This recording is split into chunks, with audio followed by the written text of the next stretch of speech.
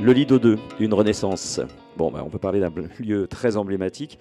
On avait déjà couvert dans la revue Actualité de la scénographie la version 1 du Lido, et c'est donc les images de cette époque-là que vous découvrez actuellement, puisque pour l'instant, nous ne pouvons encore révéler la nouvelle scénographie, le nouveau dispositif qui va ouvrir d'ici quelques jours. Voilà. Alors, je vais laisser nos interlocuteurs se présenter juste après. Un petit rappel sur les thèmes qu'on va être amené à aborder. Donc, le premier thème sur lequel on va travailler, c'est vraiment l'idée du changement de destination et sur le travail scénographique, l'orientation du projet hein, sur la version 2 du Lido. Deuxième thème qu'on va être amené sur lequel on va se pencher, c'est sur la volonté de réutilisation et de mise à jour et de reconversion des anciens équipements. Hein. Donc l'idée, c'est évidemment de ne pas tout déposer ou curer complètement et donc d'essayer d'utiliser au mieux pour les prochaines créations ou les prochains accueils les équipements qui sont déjà en place en les améliorant et en les adaptant aussi à la destination du lieu.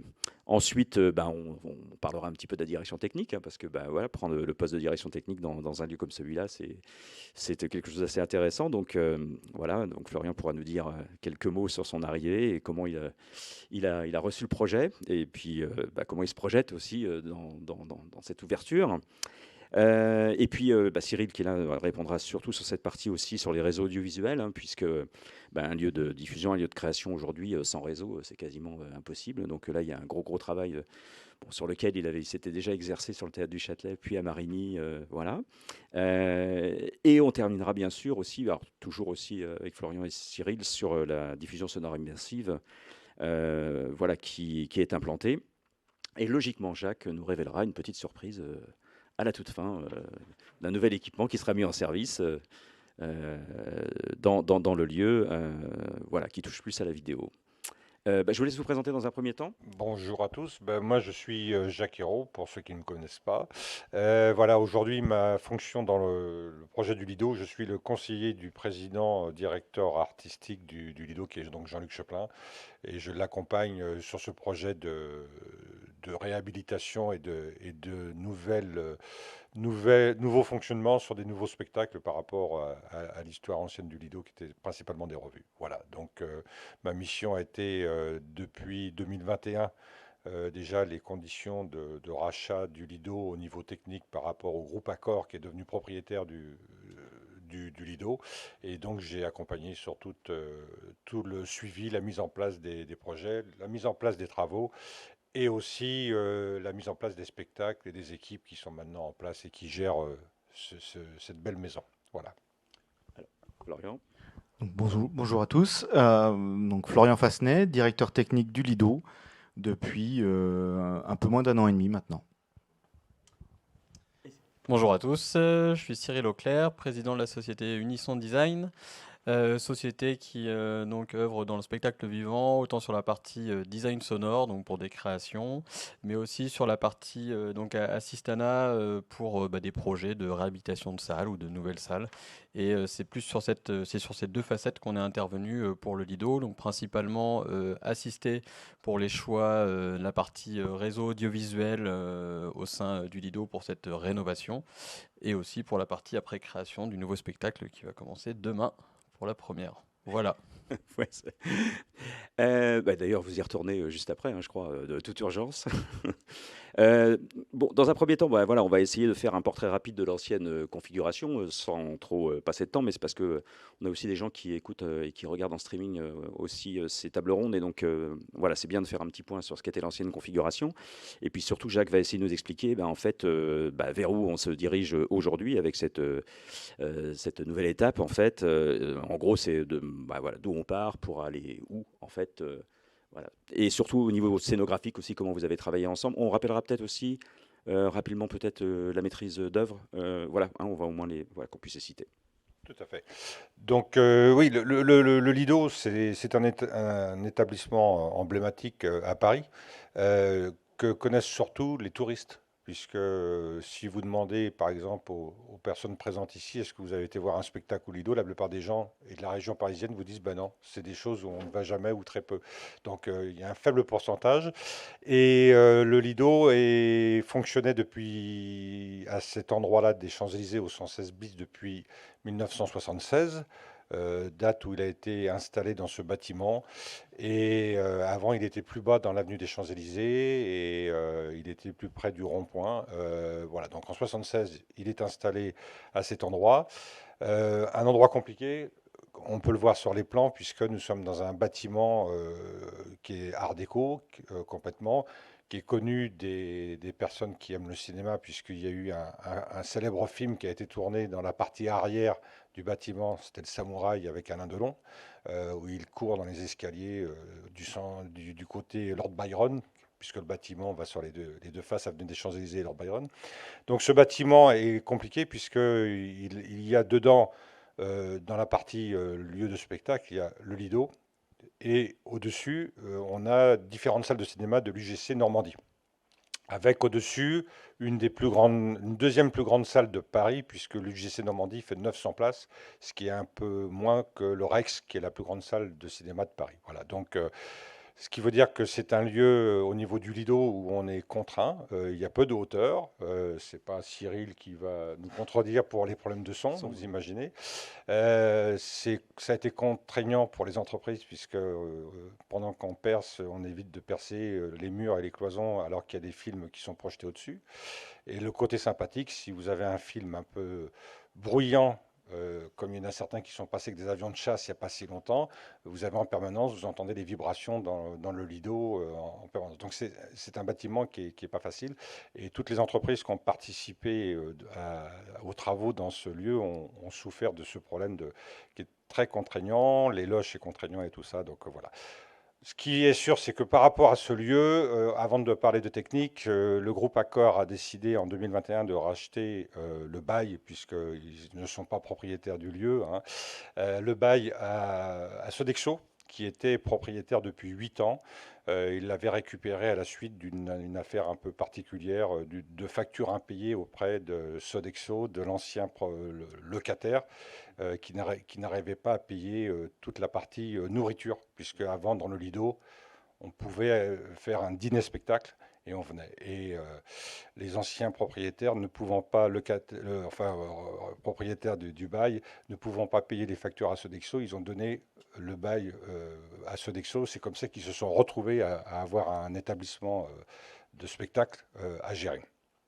Ils l'ont fait, ils ont fait des gros travaux à l'époque, toute une installation qu'on appelle nous le Comet, qui est toute la partie scène que j'appelle moi un peu gigogne, qui vont sous la salle, avec en dessous de ces 4 scènes une piscine qui permet d'avoir des jets d'eau pour les spectacles.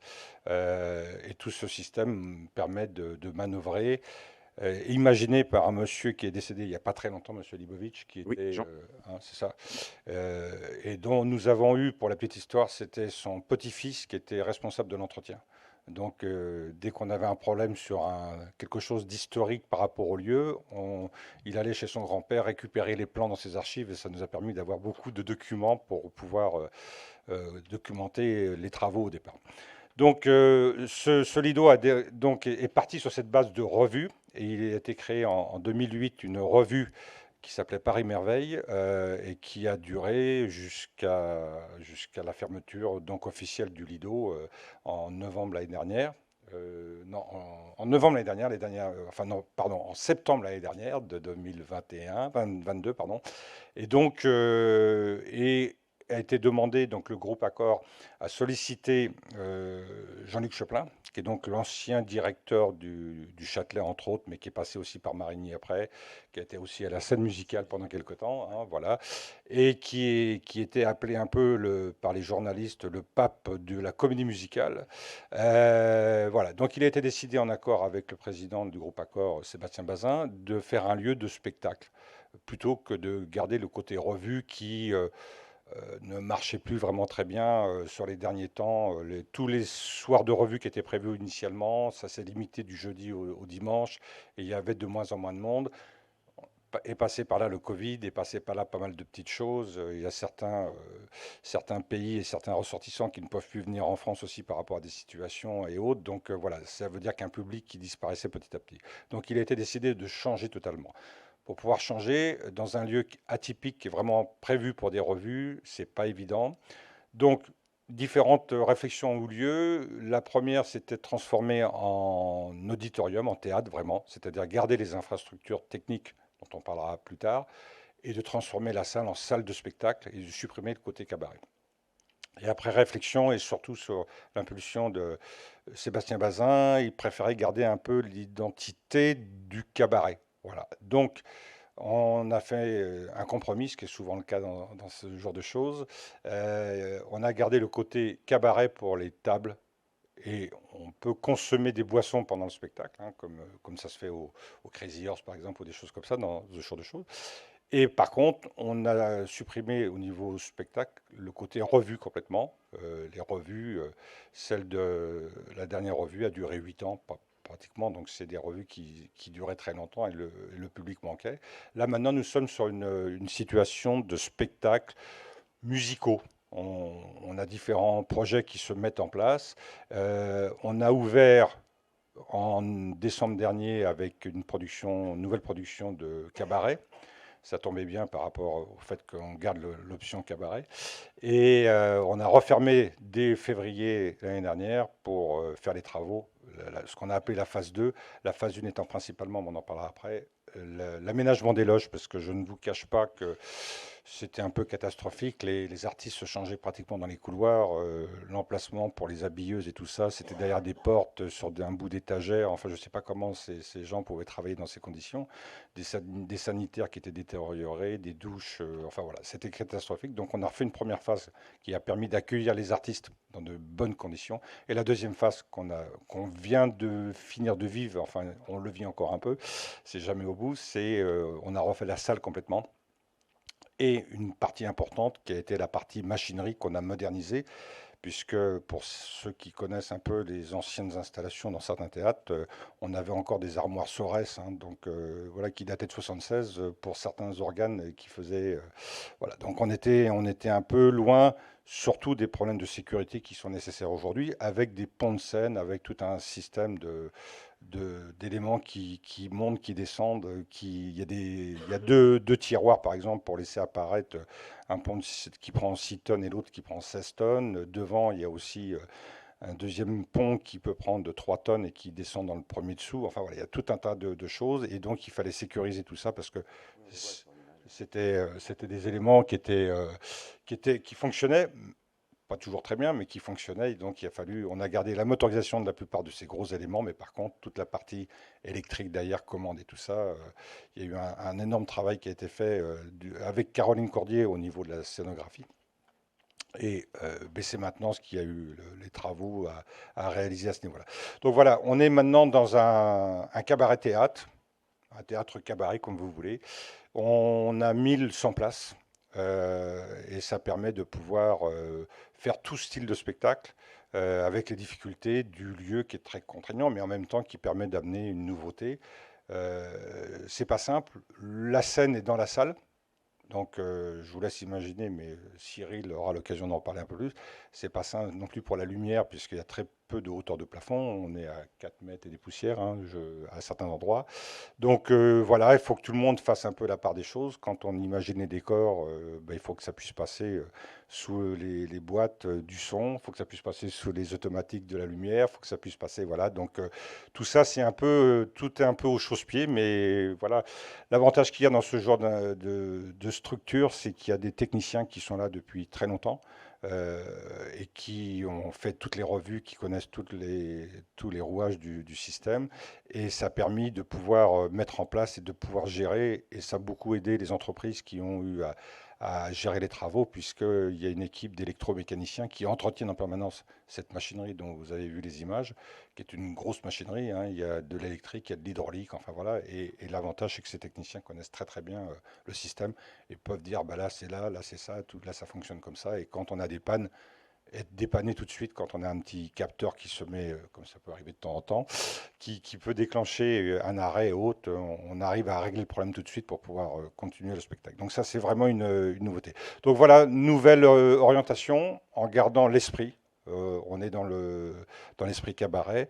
Et je trouve, pour avoir vu déjà la production de cabaret l'année dernière, et là cette année celle de Forum, c'est quelque chose d'assez sympathique. Les artistes sont dans la salle, donc il y a une proximité, il y a quelque chose qui est vraiment, qui fait qu'on arrive à être en fusion, même si les artistes font jouer énormément le public. C'est bien, on est vraiment en contact et ça marche bien. Et je pense que pour le Rocky Horror Show qui aura lieu au mois de fin février, c'est ça, ou jusqu'à fin mars, hein, si je ne dis pas de bêtises, ça va aussi amener une dimension supplémentaire puisque cette production qui n'a jamais été jouée à Paris vient et va s'installer pour un certain nombre de représentations.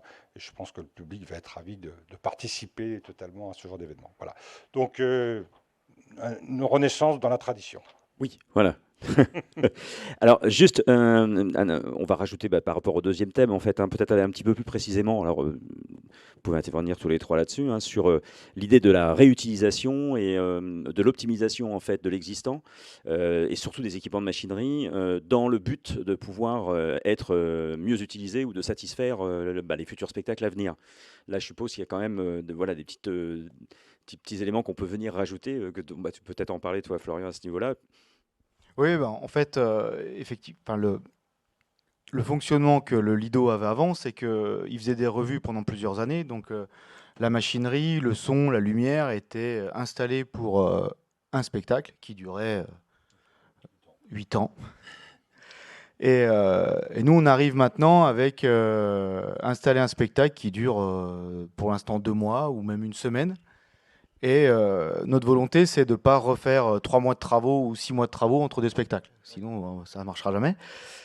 Et c'est là où on voit justement la complexité du lieu, où il faut utiliser on va dire la partie physique de la machinerie, mais retravailler derrière sur la partie programmation électronique pour pouvoir jouer à peu près comme on veut et faire un peu ce qu'on veut avec tout ce qu'on peut avoir, tous les jouets qu'on a au Lido, parce que comme l'a très bien dit Jacques, on a quand même beaucoup de machinerie qui nous permettent de faire beaucoup d'effets, dont une piscine qui est assez sympathique. Et donc pour ces travaux, on a travaillé là-dessus, on a retravaillé tout le réseau scénique aussi, donc tout ce qui est lumière, son, ça je vais laisser Cyril en parler beaucoup mieux que moi, vidéo aussi, ce qui nous permet d'accueillir Forum à partir de demain, d'accueillir le Rocky fin février et d'accueillir tout ce qu'on va pouvoir accueillir et produire pendant les prochaines années. Donc voilà un peu le concept de cette réhabilitation au Lido. Oui, donc en gros, on garde la plupart des éléments principaux des élévateurs, motorisation, etc. Et donc l'idée de maintenant, c'est de retrouver un nouveau pilotage des axes qui permettent de pouvoir faire une programmation beaucoup plus rapidement et moins fermée comme ça pouvait être le cas avant avec un spectacle qui dure 8 mois, quoi. C'est ça, on a des tampons qui s'arrêtent à la position qui devait s'arrêter Oui, voilà. pour Paris Merveille, parce Ouais, que de toute façon, c'était là. ils le faisaient.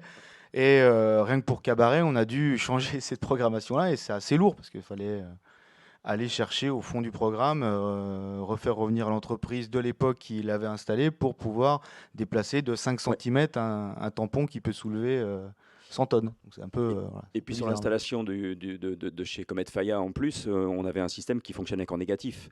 Hein, c'est-à-dire que voilà, l'idée en fait c'était aussi de permettre d'avoir un tampon qui puisse monter et passer en positif, hein, comme on l'a vu sur le spectacle. Donc ça, vous avez réussi enfin du moins à réfléchir à cet usage-là aussi.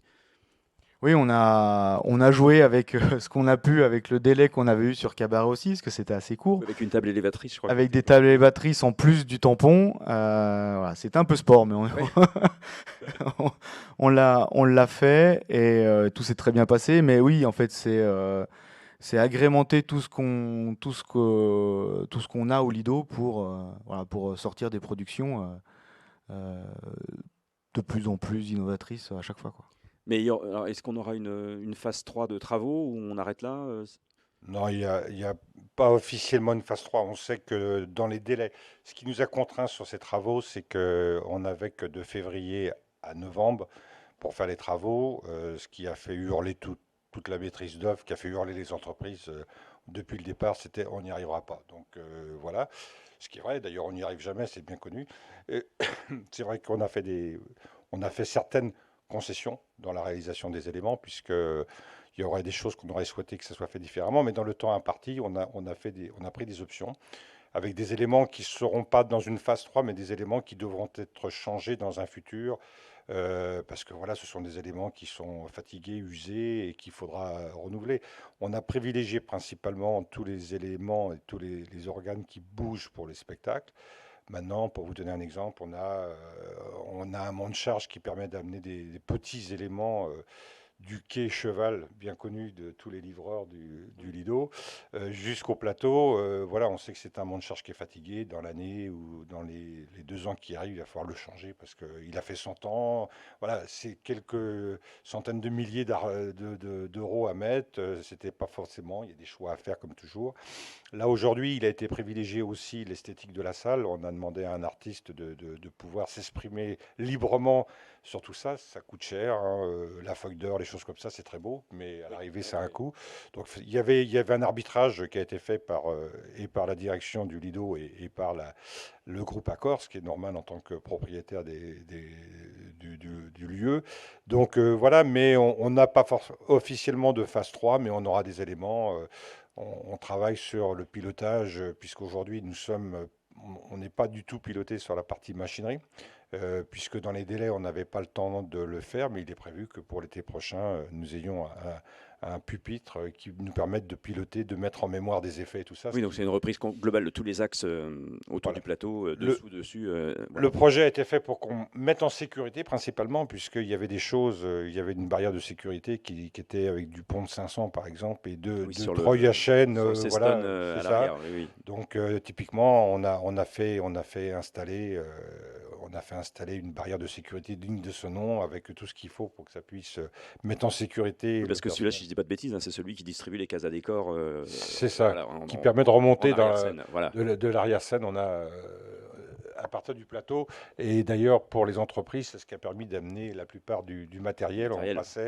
On avait un mécanicien qui était de permanence dès 7 heures du matin pour livrer le matériel jusque sur le plateau, dans la salle et tout ça. Donc, puisque le monte décor, le monte charge est très petit, il fonctionne pas très bien. Donc, on a utilisé plutôt la machinerie pour faire de l'alimentation, mais ce qui était plutôt pas mal. Donc, voilà, non, officiellement pas de phase 3, mais on va continuer à améliorer l'outil, puisque ce genre d'outils, il faut les entretenir en permanence, sinon on peut avoir des problèmes. Aujourd'hui, toute l'installation Comet, ça a 10 ans, ça fonctionne bien, mais bon, voilà, si on ne fait pas une amélioration dans les années à venir, voilà, on a essayé, parce que c'est vrai que sur la machinerie, typiquement sur le Comet par exemple, les choix qui ont été faits à l'époque, ça a été de faire une motorisation avec des vis sans fin électriques. On était très très vite embêté avec le bruit, puisque Oui. dans les revues, comme ils balançaient le son, ça Cyril pourra en parler, sans aucun Oui. problème, on ouvrait les vannes et puis Oui. tout était bien, hein. Les gens prenaient plein les oreilles. Là aujourd'hui, on est un peu plus subtil. On est sur du spectacle avec des orchestres, hein, tout se fait en live. Il y a rien on n'envoie pas de playback du tout, donc la diffusion est traitée en temps réel par les techniciens. C'est pas la même chose quand il y a des choses qui se passent et que vous avez une machinerie très bruyante qui se met à fonctionner. Voilà, on a eu des problèmes. Donc on adapte la mise en scène par rapport à ça. Néanmoins, on aurait bien aimé qu'à l'époque, quand ils ont prévu de faire le Comet, on aurait aimé qu'ils le fassent en hydraulique, par exemple. On serait beaucoup moins embêté aujourd'hui. Ce qui n'est pas le cas. Oui. C'était des choix qu'ils ont dû faire à l'époque. Ils les ont faits. Ils ont privilégié avant tout de le faire dans un système bruyant. On a cet héritage, on a essayé de travailler sur l'acoustique pour essayer de limiter le bruit. C'est surtout des vibrations que nous avons dans tout le bâtiment. Quand on est assis sur le parterre, on sent dès que les éléments, la piscine ou autre montent, le bâtiment vibre. Donc, Oui, puis ça tue un petit peu l'effet oui, d'apparition, de de surprise. surprise. Donc nous, on les masque, hein, on fait du spectacle. Donc dès qu'on peut cacher les choses, on le fait. Voilà, on s'arrange avec le metteur en scène, le chef d'orchestre et autres, pour qu'à ce moment-là, il y a un solo de officinaux. voilà, c'est ça, qui permettent de couvrir les bruits. Mais voilà, on est obligé d'adapter. Mais malheureusement, s'il avait fallu refaire toute l'installation, c'était plus la même Bah, chose. c'est 200 tonnes de ferraille à sortir du trou, en fait. C'est Hein, ça, déjà, quand on retrouve les photos de l'époque, quand ils l'ont fait, ils ont installé des ponts roulants et tout ça pour installer toute l'infrastructure. Et puis, c'est des coûts qui, aujourd'hui, il y a déjà pas mal d'argent qui ont été mis pour cette réhabilitation. Euh, Si ça avait été une réhabilitation totale, ça aurait duré beaucoup plus longtemps et ça aurait coûté beaucoup plus cher. Voilà, c'est sûr. Alors Florian, on va revenir vers toi parce que bah, c'est sur le côté aussi intéressant voilà, prise de poste de direction technique dans un lieu aussi emblématique. Voilà, savoir un petit peu bah, d'où tu viens toi et puis bah, comment tu te projettes en tant que directeur technique et aussi c'était avoir un peu une idée de quelles sont les premières choses, quelles sont les premières décisions que tu as prises en fait hein, de façon à préparer cette ouverture en fait. Hein. Bah donc moi, je suis ingénieur diplômé. J'ai travaillé, j'ai commencé en Angleterre dans le sport automobile, donc quand même rien à voir avec le spectacle. Ensuite, je suis rentré en France pour travailler, pour aller à Disneyland Paris. J'ai commencé à la maintenance et j'ai glissé vers le monde du spectacle à Disneyland Paris. Et, euh, et du coup, maintenant, j'ai envie d'y rester dans ce monde-là. Et l'opportunité de venir au Lido est arrivée l'été dernier. Et avec cette nouvelle structure, avec ce qui m'a plu dans le projet, c'est déjà cette phase de travaux. Parce que j'avais eu à Disney l'opportunité de faire quelques réhabilitations de théâtre et de créer des spectacles en même temps dedans. Donc c'était aussi ça qui me plaisait dans le projet, c'est non seulement des travaux, mais derrière ensuite cette phase de production avec voilà, enchaîner les productions, ne pas toujours faire la même chose, oublier cette routine qu'on pourrait avoir dans certains lieux. Donc voilà, c'était ce projet avec l'ambition qu'a notre président et directeur artistique Jean-Luc Choplin de produire des spectacles du Lido, d'en accueillir. Donc on a des moments un peu plus tranquilles quand on va accueillir le Rocky Horror Show, mais avec des moments un peu plus complexes comme on peut avoir en ce moment entre la fin des travaux et le lancement d'une production. Mais c'est aussi des challenges qui sont très motivants. Alors, il y a aussi, je suppose, bah, une nouvelle équipe, voilà, des recrutements. Voilà, comment tu as travaillé par rapport à ça? Déjà, fallait que je sois accepté par l'équipe existante. C'était pas non plus si évident que ça sur le papier. Ça s'est très très bien passé malgré une équipe qui était là depuis 25, 30, voire presque 40 ans pour certains. Euh, donc je suis un peu le petit jeune de la bande, mais tout le monde a été très bien enfin, accueilli, que ce soit moi, que ce soit même Cyril et tous les autres prestataires qu'on a pu avoir pour Cabaret et même les intermittents qui sont venus pour nous donner la main, surtout qu'on était dans une période assez compliquée avec un PSE qui a eu lieu au Lido, donc il y a eu quand même beaucoup de personnes qui ont dû quitter les lieux à cause et grâce pour nous au changement du lieu. Donc c'est vrai que cette période-là était quand même assez complexe et il fallait aussi redonner l'envie à toutes les personnes du Lido de refaire du spectacle. Parce que c'est vrai qu'ils étaient un peu dans la routine quotidienne, un petit peu exclus des projets aussi. Donc on les a bien intégrés au projet Cabaret et travaux et forum maintenant.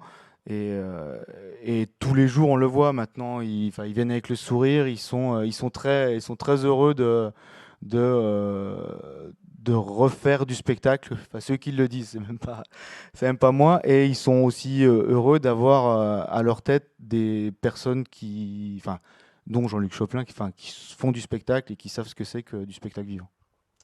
Ok, bah super. Mais c'est un peu ce que j'avais senti quand j'étais passé la dernière fois. J'avais fait la visite avec Cyril, j'avais rencontré les anciens et c'est ce qu'ils m'ont dit en fait. Hein, que, voilà, ils étaient très contents Donc voilà, qui est un petit coup de boost pour voilà, de pouvoir s'intégrer aussi à nouveau aux créations ou aux accueils. Voilà, et ça, c'est le premier truc qu'ils m'ont dit, hein. Alors, on va passer sur la partie réseau audiovisuel. Alors là, c'était pas une mince affaire. Enfin, il y avait déjà un existant. Donc là, Oui, je pense oui. que c'est Cyril qui va pouvoir nous en parler. Et puis bah, Florian aussi, bien sûr, hein, puisque voilà. Donc voilà. Qu'est-ce qu'on a gardé? On a tout viré. Alors, pour replacer dans le contexte, comme l'a dit Jacques, donc c'était un cabaret qui faisait quand même principalement du playback, très très peu de live. Donc déjà, il n'y a pas les mêmes contraintes au niveau de la diffusion sonore. Il n'y a pas les mêmes contraintes aussi en termes d'image sonore. C'est un playback, donc il n'y a pas d'orchestre, donc on ne voit pas de personnes jouer, etc. Donc on n'a pas un rapport visuel oreille qui est le même qu'avec du live. Donc ça, c'était la première grosse différence entre le cabaret d'avant et celui le Lido qu'on allait réouvrir. Il y avait ça, il y avait aussi donc du coup qui dit live dit instrumentiste, beaucoup plus de sources de micros. Dans les demandes donc de Monsieur Choplin, c'était donc de faire tout en live aussi pour les chanteurs, donc ce qui veut dire un grand nombre de liaisons HF. Donc tout ça, ça commence à dimensionner déjà un petit peu une architecture réseau. Le personnel, il n'y a pas la même quantité non plus de personnel aussi. Je parle de ça pour l'interphonie. Parce que bah, forcément, quand vous êtes sur quelque chose qui est toujours le même pendant 8 ans, bah, le spectacle, on essaye de le dimensionner pour qu'au niveau du personnel, il n'y ait pas trop de monde. Tout de suite, en live, les équipes sont plus conséquentes. Donc l'interphonie, il a fallu la faire grandir, évoluer, on va dire. Donc du coup, on est parti de toutes les attentes qu'il y avait sur le côté live, toutes les contraintes. Après, on peut appeler ça des contraintes. Et de se dire, bah, voilà, qu'est-ce qu'il nous faudrait? Et puis après, de regarder qu'est-ce qu'il y a actuellement, qu'est-ce qu'on peut garder. Je vais être très honnête, on n'a pas gardé grand-chose. Je posais la question.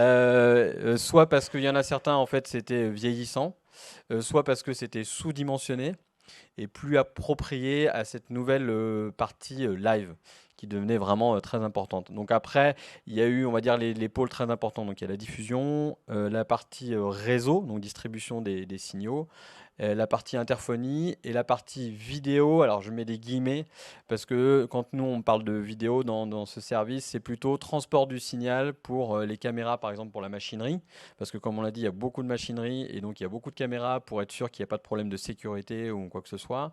Vidéo du chef parce qu'on est en live, donc il y a un chef d'orchestre. Voilà, donc c'est plus cette partie vidéo là. Pour la partie diffusion, donc comme on l'a dit, la grosse aussi contrainte, donc live, mais aussi cette avancée scénique, vous l'avez bien compris, il y a le public qui est tout autour. Donc c'est un point fort parce qu'on est très proche des artistes. C'est aussi une contrainte qui n'est pas facile à gérer, c'est ce rapport à être très proche. Donc là, on voit vraiment l'élève bouger, donc il faut qu'il y ait une vraie synchro entre l'artiste, ce qu'on peut entendre acoustiquement, et plus on se recule, garder toujours ce point zéro sur le plateau. C'est très, on va dire, c'est facile à gérer, on va dire, sur un plan frontal avec une diffusion classique. Donc, on s'est posé la question de faire une diffusion classique. Sauf que là, avec tout le public qui est autour, etc., ça demande une grosse quantité d'enceintes. Et c'est surtout, il y a une autre contrainte, la hauteur sous plafond. On ne met pas des clusters ou des enceintes un peu comme on veut parce qu'il y a cette contrainte de hauteur qui nous a un peu forcé à mettre en fait au final beaucoup de sources en profondeur plutôt que de mettre une première source principale. C'est plein de plans d'enceintes comme ça pour aller au loin. Oui, donc on est plus presque sur un complexe de multidiffusion. On est sur la multidiffusion, sauf que du coup, si on veut gérer quelque chose et avoir que ce soit toujours aligné en temps, ça peut se faire, mais c'est très compliqué. Et c'est là que tout doucement s'est posé la question de se dire, est-ce qu'il n'y a pas des machines qui pourraient nous aider à faire que tout ça soit en temps réel, le délai soit changé en fonction du placement des comédiens, et c'est ainsi qu'on a basculé tout doucement vers la solution DNB Soundscape pour ça, on se le garde Lido. pour le dernier thème. Voilà. Mais sur le côté réseau, est-ce que tu as pu, au niveau de l'architecture, comment tu as travaillé? Est-ce que tu es reparti sur l'idée aussi de simplifier le plus possible l'usage? Parce que Oui. c'est ce qu'on a dit avec les awards, où on a récompensé un certain nombre de petits softs, etc., qui permettent de vraiment aider les gens à pouvoir voilà, travailler sur les réseaux, mais d'une manière plutôt Plutôt simple. simple. Exactement. Voilà, et c'est ça qui est quand même important. Alors, il faut bien comprendre, c'est qu'au Lido, il n'y a pas d'équipe permanente dans le service audiovisuel, on va dire. C'est 3 personnes qui font tourner le spectacle. Donc, une personne qui est en régie façade et 2 personnes à la régie son, à la régie HF. Et c'est ces mêmes personnes qui doivent gérer donc l'interphonie, le réseau, et, la vidéo et bien sûr le son. Du coup, il faut que ça soit simple. Même si il y a quand même beaucoup de machines, on parle d'environ 3 à 400 machines avec des adresses IP à gérer, etc. Donc il y a un peu de monde. Il faut que ça soit simple. Donc très clairement, on est parti vers des solutions simples comme le Luminex, le Ghost et d'autres produits comme le Netgear. Après, il a fallu choisir une des marques. On est parti vers du Luminex parce que ça répondait plus à nos attentes. Mais l'idée était très claire. Avant, ils avaient empilé des couches de switch. Un switch fait le Dante, un switch fait la data, un switch fait autre chose. Ça, c'était pas possible pour nous. Il fallait que ça soit paramétrable et modifiable. Pourquoi? Parce que même principe, on change de spectacle tous les 2 mois. On n'est pas figé. Donc, il faut pouvoir changer facilement les Il configurations en pourrait même fonction du arriver qu'il y ait un spectacle. spectacle qui s'intègre d'un seul coup comme ça dans un trou. Exactement, ça serait tout à fait possible que le lundi, on Oui, fasse oui, autre c'est ça, chose, je pense ou aussi. voilà. Donc du coup, il faut que ça soit souple et très facilement manageable par le personnel intermittent qui est là chaque jour. Donc ça, c'était le premier choix sur la partie réseau. Partie interphonie, et voilà, il fallait une grosse quantité quand même de boîtiers intercom. Il y en a une trentaine en sans fil, il y a une dizaine de panels. Donc on est vers une quarantaine. Alors, on en complète pendant les répétitions, parce que même principe, hein, les répétitions, comme on fait des spectacles qui jouent 2 mois, tous les 2 mois, on va dire grosso modo, il faut refaire un kit de répétition. Donc il fallait encore une fois que ça soit modulable. Il ne nous fallait pas non plus un grand nombre de quantités d'antennes, mais des antennes qui arrivent à aller très loin. Et on l'a vu, donc le bâtiment est assez en sous-sol. Il est placé au niveau des fondations de l'immeuble. Donc il y a des murs qui sont très très épais. Donc du coup, les tests ont été faits avec les antennes de chaque produit qu'on peut connaître aujourd'hui. Et bon, voilà, on a choisi Riddle parce que c'était cette marque-là qui répondait le plus à notre cahier des charges et qui, en termes de couverture et avec les contraintes du bâtiment, nous permettait de répondre au cahier des charges sur la partie interphonie. Voilà. Et tu as repensé le même système qu'au Châtelet, c'est-à-dire en fait d'avoir ce système d'interface sur l'interphonie où tu peux recabler très facilement avec un petit écran pour les utilisateurs. Même principe, Ouais. encore une fois, ils sont que 3 personnes, ils mixent le spectacle le soir. En même temps, il faut qu'ils s'occupent si jamais quelqu'un à la machinerie a un problème de vidéo ou d'interphonie, de quoi que ce soit, il faut que ça soit facile. Donc on essaye de faire qu'il y ait un seul ordinateur qui gère tout ça, dans lequel on puisse accéder à l'interphonie, à la vidéo, et que ce soit modifiable. On essaye de faire des raccourcis pour que ça soit le plus simple pour eux, avec des mémos, etc. Parce qu'encore une fois, même si quand on met l'opérateur devant, ça paraît simple, derrière, on parle de grosses quantités de machines à gérer et une infrastructure réseau qui est assez costaude. Il y a de la ES67, du Dante, il y a plein d'autres protocoles à travailler. Alors, il n'y a pas la lumière, on est séparés d'eux, hein. On a déjà pas mal à gérer comme ça. Mais tout ce qui est audiovisuel, c'est embarqué dans le même réseau, dans les mêmes trunks. Et c'est tout ensemble et c'est géré par les mêmes personnes. Oui, d'accord. Voilà. Donc ça, c'est important. Je suppose que vous avez été amené à repenser aussi le réseau aussi en fonction aussi des régies que vous alliez mettre en place. Oui, alors c'est sûr que on a complètement repensé la distribution des réseaux scéniques. La régie a été déplacée. Historiquement, elle était, alors ça peut surprendre, mais une régie son qui était derrière une fenêtre. Donc très bizarre. Donc nous on fait du live, donc c'est pas possible de mixer, on a besoin d'écouter. Donc après de grands débats, on a réussi à avoir une régie son en plein dans la salle et en plein milieu et à une place magnifique. Donc ça, merci d'avoir écouté un peu nos problématiques. Et du coup, on a redistribué un peu, c'est-à-dire toute manière, tout part d'un nodal scénique. Toutes les lignes sont ramenées vers un nodal scénique, c'est un peu notre cœur. Dedans, il y a tout dedans. Il y a les switches, il y a les ordinateurs, il y a les amplis de diffusion, les processeurs de diffusion, tout est là. Et l'idée, c'est de ramener tous ces réseaux scéniques vers ce lieu, ce qui nous permet, dans tout point dans le bâtiment, parce qu'il y a aussi un petit foyer, il y a aussi un studio de répétition qui est dans les sous-sols, qui nous permet de renvoyer de n'importe quel endroit à un autre du réseau de la fibre monomode, de la fibre multimode, du haut-parleur, de l'XLR et de la vidéo en HDSDI. Donc on arrive à couvrir tout le bâtiment en partant de ce nodal Scénix qui est très central et ce qui permet aussi aux utilisateurs, en cas de problème, ils vont directement au nodal, il n'y a pas à réfléchir où est-ce que ça va, il y a un seul lieu, ça se passe là, on est là et c'est terminé. Encore une fois, l'idée c'était de faire quelque chose qui nous permettait d'accueillir des spectacles, de créer des spectacles, mais par peu de personnes, donc 3 personnes, et que ça soit quand même assez simple d'utilisation et de dépannage. Parce que, encore une fois, on n'est pas sur une installation fixe, on va changer régulièrement de spectacle, donc il faut que ça soit souple et simple à l'utilisation. Est-ce que vous avez rajouté des choses côté sur le réseau d'écoute loge? Alors, réseau d'écoute loge a été refait, on est resté quand même sur quelque chose de simple. Au Théâtre du Châtelet, j'ai imaginé quelque chose d'un peu plus compliqué en Dante, etc. Là, il y avait déjà une partie existante qui était en 100 volts. Après, il y a aussi voilà, des contraintes budgétaires où il faut faire attention. Et surtout, il y avait une phase 1 et une phase 2. La phase 1, c'était la partie loge, comme l'a dit Jacques. Ils ont refait toute la partie loge.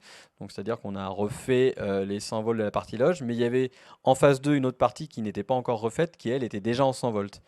Et la contrainte, c'était de garder que tout fonctionne ensemble. Oui. Donc, on s'est dit, on va faire simple, on va garder du 100 volts partout. Comme ça, on est capable de travailler pendant cette période, entre les deux tranches, on est capable de travailler. Et puis aussi, il y a un coût budgétaire qui est quand même moindre avec du 100 volts. Voilà. Et vous avez des retours vidéo qui ont été mis dans les loges ou qui seront mis Alors ça, c'est en cours. Il y En a cours, une d'accord. installation IPTV qui va être déployée. En tout cas, elle est prévue. Les réseaux sont prévus, les switches sont dimensionnés pour. Tout est dimensionné pour. C'est encore une fois, c'est des choses qui vont être faites au fur et à mesure, voilà, en fonction des besoins, des demandes, et puis de voilà, comment les artistes réagissent face à Ouais, ça. il a été rajouté en plus de tous les réseaux pour le son et la vidéo spectacle, tout un réseau pour la vidéo, vidéoprojecteur ou écran, fibres et autres qui sont dans tout le bâtiment, ce qui permet de pouvoir câbler n'importe où un vidéoproche de face, de côté, de derrière, qui arrive aussi dans le même nodal, ce qui permet de centraliser. Mais c'est vrai que ça a été quelque chose qu'on a fait faire à côté pour pouvoir permettre aussi, si on veut, de pouvoir mettre des caméras en salle, ramener. Oui, faire de la captation du tournage. Exactement, C'est ouais, ça, puisque oui. ça, c'est ce genre de choses, typiquement, on n'est pas à l'abri que les awards de JTSE l'année prochaine se fassent C'est pas ça. peut-être pas au Lido, on ne sait jamais, voilà. Donc, on peut toujours, donc on a imaginé ça aussi, puisque c'est vrai qu'une fois qu'on fait ça. La petite difficulté qu'on a rencontrée, ça on n'en parle pas beaucoup, mais par rapport au lieu, c'était de trouver, bon, la régie en salle, c'était un grand combat, parce que bien Bah oui, sûr, c'est des belles places. la direction, en général, c'est on perd des places, on perd tout ça. L'artiste qui crée le lieu, on lui met un truc technique en plein milieu de sa création. Oui, On est toujours un peu mal vu, donc il a fallu qu'on fasse preuve un peu pas d'autorité, mais qu'on pousse un peu. Petit à petit, oui. on a réussi à se faire entendre. Ce qui a été difficile, c'est de trouver un nodal pour pouvoir regrouper tout ça, puisque le bâtiment, voilà. Donc on a trouvé, puisqu'il n'y a plus de restauration, c'est l'ancien local qui servait à faire la plonge avant. Vous voyez que tout peut se Voilà, le recycler. nodal dans la planche. C'est Bon, ça. Et donc, on a pu récupérer ça. Et puis, juste à côté, on n'en a pas parlé, mais il y a aussi le nodal où nous avons toute une série de cellules qui permettent d'alimenter tous nos projecteurs et tout ça, qui sont fournis par une entreprise qui est représentée ici par OTC. Voilà. Et nous avons donc ouais. un coin technique vraiment nodal on sait que quand il y a un problème, tout part et vient de là. Voilà, c'est le cœur de réseau Ça. quelque part. Peut-être rajouter un volet avant qu'on parte sur l'immersif. C'est peut-être sur le volet lumière, entre autres. Bah, bon, réseau lumière, ça, je suppose qu'on est aussi sur du Luminex et un réseau dédié. Je regardais dire en même temps, mais oui, c'est Oui, ça. c'est ça, je dis pas. Voilà, voilà. Et donc, bah oui, tant qu'à faire, autant mettre tout pareil, hein. Et peut-être aussi un point sur les types de sources qui sont utilisés ou que vous avez choisis pour le lieu. On est sur du LED 100%. Oui, on est passé en 100% LED. On est passé sur quasiment que de l'automatique. Ouais. Et après avoir fait pas mal de tests et d'essais, on est parti avec des hélations Ouais. qui fonctionnent très bien dans notre lieu. Surtout, voilà, comme on n'a pas beaucoup de hauteur, on a pris des machines assez petites Et très silencieuse. et très Voilà, parce que oui, c'est ce silencieuses que j'allais aussi. dire, c'est Ouais, un ouais, élément exactement. important, Ah le ouais. silence. Oui, oui. Ça, c'est la première fois qu'on avait le son qui nous aidait, qui nous courait après pour choisir les lumières. Mais voilà, enfin, voilà, les contraintes du lieu, elles sont pour tout le monde, que ce soit le son, la lumière, la vidéo, la machinerie. Donc voilà, on a travaillé un peu tous ensemble pour tout ça. Bon, et bien donc dernier point qui nous reste à aborder, puis après on prendra des questions en salle, c'est la diffusion immersive. Voilà, parce que on se retrouve avec des artistes qui sont au milieu du public, un public qui entoure l'ensemble des artistes qui sont microtés, voilà, avec la problématique en proximité d'entendre la voix de l'artiste, mais aussi de ne pas être gêné par la diffusion Exactement. sonore. Et ça, c'est pas une mince affaire. Exactement. Donc, comme je disais, les grosses contraintes, c'était cette faible hauteur sous plafond, ce qui veut dire que on a l'artiste qui est très proche donc de l'enceinte qui va, ou du moins des enceintes qui va diffuser le signal sonore. En comédie musicale, il y a une volonté très claire et qui a été appuyée par Monsieur Choplin de vouloir uniquement donc des petits micros au niveau du front en goutte et omni. Donc, ça complexifie encore un petit peu plus la chose. Et bien sûr, l'idée, c'était quand même de garder un aspect très naturel et acoustique. Alors quand je dis naturel et acoustique, c'est de se dire que si je ferme les yeux, je suis toujours capable de dire où est ma source. Est-ce qu'elle est plutôt à jardin? Est-ce qu'elle est plutôt à la cour? Est-ce qu'elle est plutôt en profondeur? On voulait garder cet aspect très naturel. Pourquoi? Parce que justement, il y a cette proximité au lido et on voulait garder ça. Et donc, on a eu la chance avec Cabaret de pouvoir faire un premier test avec le DNB Soundscape. Alors là, on était vraiment en mode complètement en touring. Mais on avait déjà tout posé sur le papier, on savait déjà ce qu'on voulait, grâce à DNB France qui nous a énormément aidé pour, on va dire, designer le setup. Mais l'avantage avec Cabaret, c'est qu'on a vraiment pu se dire, OK, ça fonctionne. Qu'est-ce qu'on doit ajouter pour que ça fonctionne encore mieux? Est-ce qu'il y a des choses qui étaient utiles ou pas utiles? Et sur Cabaret, on n'avait pas le côté tracking. Et ça, c'est la chose qu'on a rajouté sur ce spectacle, le côté tracking. On était un peu frustré sur Cabaret de ne Alors, pas avoir. peut-être préciser le tracking Le pour les tracking, non-novices. alors, ouais, Les voilà, novices, c'est voilà. quand du coup chaque artiste a un tracker qui va le suivre. Et ce qui fait que du coup le processeur de diffusion, le DNB Soundscape, le DS100, va ajuster le délai à diffuser en fonction de sa position sur la scène.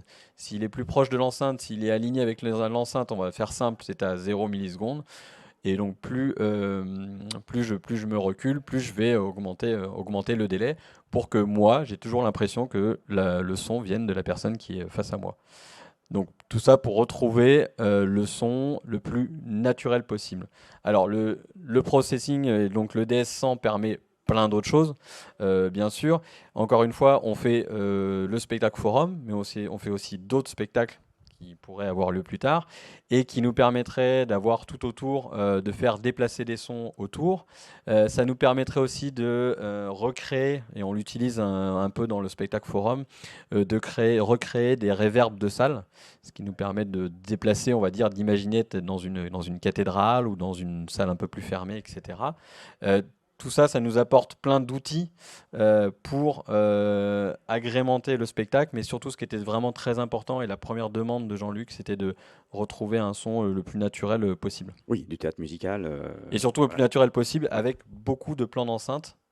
Et on est des humains, on peut pas tout régler en live, etc. Et donc là, le DS100 avait vraiment toute son importance. En gros, l'idée, c'est presque sur les moments les plus acoustiques, c'est cette sensation qu'on a presque C'est envie pas de dire. sonorisé. Ça aurait été sonorisé, ça aurait été un peu mieux, mais si on coupe la sonorisation, d'un seul coup, les gens s'en rendent compte. Alors c'est ce qui a été fait un peu avec le chef d'orchestre quand il est venu. On lui avait pourtant expliqué un peu le système donc, du DNB Soundscape, mais c'est très difficile à expliquer. Je me tourne vers les gens de DNB parce que moi je trouve que c'est toujours très dur à expliquer et que le meilleur exemple c'est de venir et d'écouter. Et le chef d'orchestre est venu, il me disait mais c'est marrant, j'entends tout, j'ai tout, mais j'ai l'impression que c'est pas sonorisé. Et donc là du coup je lui ai coupé, il m'a dit ah d'accord. Mais il dit c'est marrant, j'ai l'impression que ça vient de là-bas. Ben, je dis bah voilà, c'est exactement ça. C'est faire que le son vienne de la source telle qu'elle est physiquement et non pas de l'enceinte. Donc c'est vraiment le propos. Ce qui est assez bluffant, moi qui suis totalement novice dans le son, parce que ça me dépasse totalement ce genre de système, ce qui est assez bluffant, c'est quand on est dans la salle, l'orchestre une partie est à court, une partie à jardin. Quand on est dans le public, on a l'impression que l'orchestre est au milieu du plateau et que tout le monde est réuni. Et pourtant, il y a les cuivres d'un côté, les batteries, les percussions de l'autre côté, le piano. Et subitement, on entend un orchestre. Et quand on le voit, ben, ils sont séparés de 30 mètres, quoi. Donc voilà, C'est ça. c'est vraiment ça. Rien que l'orchestre, on est déjà. Enfin, pour les gens qui font attention, c'est très très surprenant. Je ne parle pas des artistes, c'est aussi Oui, oui. génial de les voir, comme disait Cyril, hein, on ferme les yeux et on dit qu'un artiste est là et on les ouvre et il est là, c'est ça. Alors, est-ce que tu as réussi cette fois-ci à défendre le Lipfield en bord de scène C'est Grosse de bataille grosse aussi. bataille, ça, je suppose. Très grosse bataille aussi, parce que ça, Alors, je du coup, précise, hein, oui, voilà, ce sont donc pour ceux qui ne le voient pas forcément, hein, ce sont ces enceintes de rappel, mais qui sont positionnées au niveau du nez de scène. Voilà, et donc certains les trouvent trop grosses, trop petites ou dérangeantes, mais elles sont indispensables. alors on a trouvé un compromis, un bon compromis. Si jamais on aurait aimé que ça soit plus haut, mais on a trouvé un bon compromis pour justement, parce que ces enceintes, si elles sont trop baissées, elles vont le taper dans les jambes des gens. Donc à la limite, on va faire le premier rang, mais pas plus. Là, on a réussi à trouver un compromis. Alors c'est vrai que ça fait une petite entaille sur le bord du plateau, on va pas se mentir.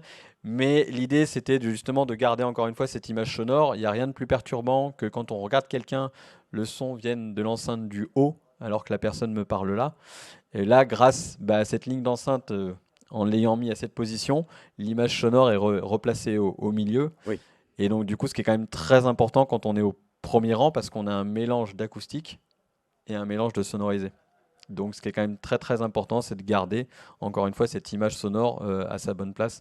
Donc oui, on s'est battu et oui, on a lâché, et ils ont lâché un petit peu et on a trouvé un compromis. Voilà. Et c'est des compromis à chaque fois de toute Oui, façon, hein, oui. entre ce qu'on aimerait faire dans le meilleur des mondes et puis ce qu'on peut faire sur le terrain. D'accord. Voilà. Bon, super. Alors, on va peut-être prendre des questions en salle, s'il y en a.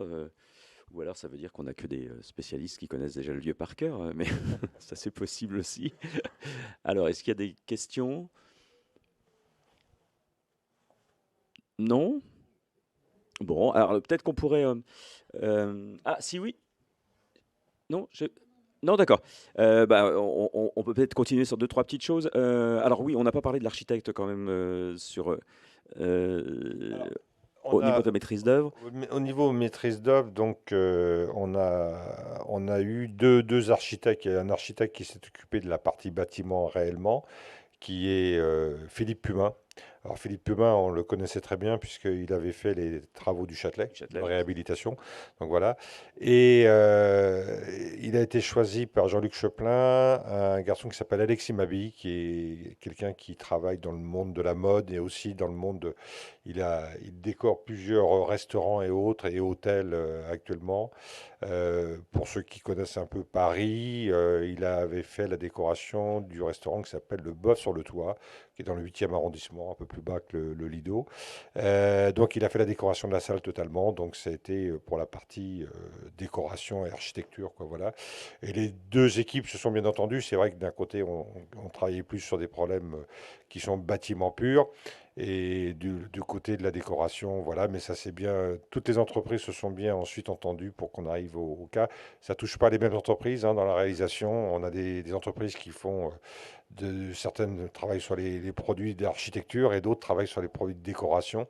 Donc il y a des entreprises qui font des choses différentes, mais à l'arrivée, on a deux endroits un peu sympathiques qui sont ce qu'on a appelé le foyer des fontaines, qui est tout en mosaïque de miroirs. Donc c'est un endroit assez cosy, très sympathique. Et on a une deuxième salle qui est en sous-sol, qui était à l'époque de Sodexo, c'était les cuisines. Donc qui était un peu, on l'avait démonté l'année dernière et c'était resté un peu en friche. Ouais, parce que ces cuisines étaient assez énormes, hein, parce qu'on servait, Énorme. je ne sais plus combien de repas en une Euh, salve. c'est ça, Il y avait deux ils brigades pouvaient ou... servir. Ouais, Oui, c'est oui. ça, hein. Mais j'étais plus d'une centaine au niveau restauration quand même. Justement, quand on parlait du PSE tout à l'heure, c'était une des parties, c'était les équipes de restauration et les chefs et tout ça. Voilà, donc la plupart, certains sont retournés chez Sodexo. C'est leur cœur de métier, donc c'est pas un problème. Et après, donc le lieu est devenu ce qu'on a appelé le foyer des colonnes, tout simplement, puisque comme il y a 400 tonnes de bâtiments au-dessus à porter, il y a quelques poteaux qui étaient là, qu'on n'a pas pu enlever. On a essayé, mais ça marchait pas très bien. Et il y a un artiste qui a fait une œuvre en bas qui s'appelle Pierre, j'ai oublié son nom. Charpin. Charpin, voilà. Une œuvre contemporaine, voilà, qui a été faite. C'était Nous avons la chance d'avoir un directeur président du lieu qui aime bien l'art contemporain.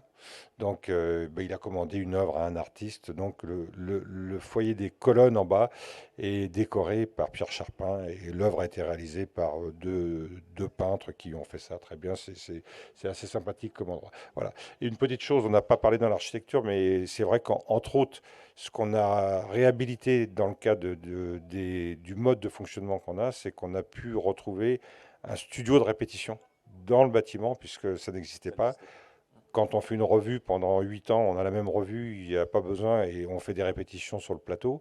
Quand on est en création, quand on a besoin d'avoir la mise en scène a besoin de travailler au plateau, le ou la chorégraphe travaille en studio. Donc voilà. Donc il y avait un studio avant qui était devenu un local qui permettait de faire ils avaient les pièces détachées, tout ça dedans, un magasin, voilà. Et ce lieu, on l'a réhabilité en studio de répétition.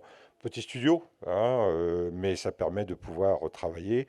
L'orchestre, ils sont quand même une Oui, 19. l'orchestre ont travaillé, ils sont 16. Ouais, 16, ils ont travaillé en bas avant de passer sur le plateau, quoi. c'est ça. Ouais. Donc, Ça, c'est quand même. c'est des outils qui permettent de pouvoir faire de la création et de pouvoir faire fonctionner. Et en stockage, comment vous en sortez autrement pour le Mal. reste? Mal, oui. Ça, je suppose que c'était compliqué. Peut-être une dernière précision sur les espaces publics. Pour le public, est-ce qu'il y a des choses qui ont changé au niveau des flux, de la façon de rentrer, d'accéder au lieu, ou est-ce qu'on a conservé tout comme Non, avant? tout a été conservé. Ouais. Subitement, grâce au jeu de miroir, on a l'impression qu'on a un endroit extrêmement grand, mais les murs n'ont pas bougé d'un millimètre à ce niveau-là. Mais voilà, on a remis les choses un peu d'une manière différente. Non, les choses sont à peu près identiques. Quelques éléments. On a conservé le bar dans la salle. Ça a été une grande, grande discussion parce qu'il était devant la régie son. Donc voilà, qui allait. On proposait qu'éventuellement que les techniciens son servent au bar à l'entracte, comme ça, ils n'avaient pas très loin à aller. Mais non, c'était des grandes discussions puisque justement, il faut, comme on sert des boissons, il fallait trouver des solutions. Il y a les problèmes de flux, c'était pas évident non plus. Voilà, là, on a aménagé différemment. Il y a des comptoirs qui servent pour l'accueil à certains moments, d'autres qui sont transformés pour des bars à d'autres moments.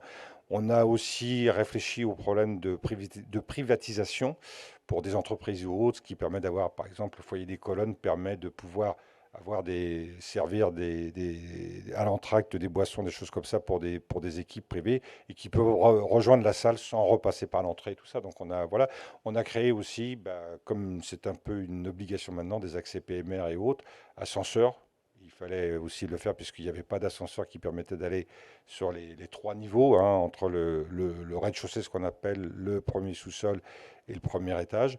Aujourd'hui, il y a un ascenseur. On a créé un escalier pour rejoindre le foyer des colonnes, puisqu'il n'y avait pas d'escalier non plus à cet endroit-là. Il fallait passer par le plateau, redescendre dans les 12 sols et tout ça. Donc voilà, c'est des choses qui ont été un peu aménagées, qui permettent maintenant d'avoir un flux avec des vestiaires en sous-sol. On a refait tous les sanitaires aussi. C'est toujours, M. Choplin a toujours eu un problème avec les sanitaires. Il trouve qu'il n'y a jamais assez de sanitaires dans les théâtres. Donc au théâtre du Châtelet, on avait recréé des sanitaires quand on a fait les travaux dans tous les sens pour que les sanitaires puissent y avoir un flux permanent, mais pas d'encombrement. Et là, nous avons recréé des sanitaires aussi à tous les étages qui permettent que les gens puissent aller aux sanitaires à l'entracte. Oui, sans avoir à changer de niveau. Voilà. C'est ça. Voilà, donc c'est les petites modifications qui ont été faites dans le lieu pour faciliter, je dirais, les flux, parce que c'est toujours ça, les choses les plus compliquées. Oui.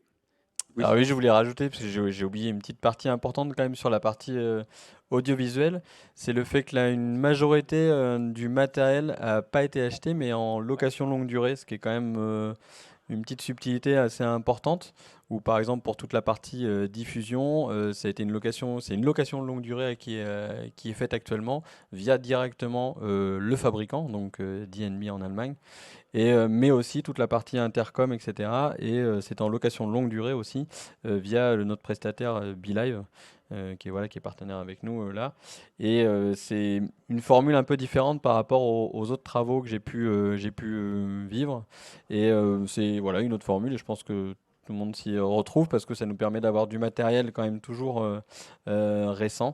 Donc c'est plutôt, je pense, voilà, intéressant. Donc je pense que c'est quelque chose à développer. Oui, de toute façon, on a beaucoup de lieux qui commencent à aussi se réfléchir sur cette problématique de la location longue durée. Pour la lumière, c'était la même chose, Pareil hein, aussi. On a fait Ouais. pareil pour la lumière, en plus courte. en plus courte durée, mais c'est vrai que ça permet de pouvoir avoir le matériel.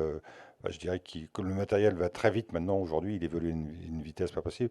Nous avons les organes qui permettent de faire fonctionner, qui sont eux permanents, console pour le jeu, pour la Les lumière, consoles, pour Switch, réseau, etc., c'est c'est fixe. permanent. Mais par contre, Par contre, le reste, les, le reste est en location. les Ouais. boîtes, déjà que sur les HF, on était en location en permanence, parce Oui, que oui. c'est des choses qui sont, là aussi, ça évolue énormément, très vite, et on aime bien avoir les bons produits, les derniers produits, ceux qui fonctionnent bien et Oui, qui... puis avec un plan de fréquence où là, vous n'entendez pas les bateaux de Paris.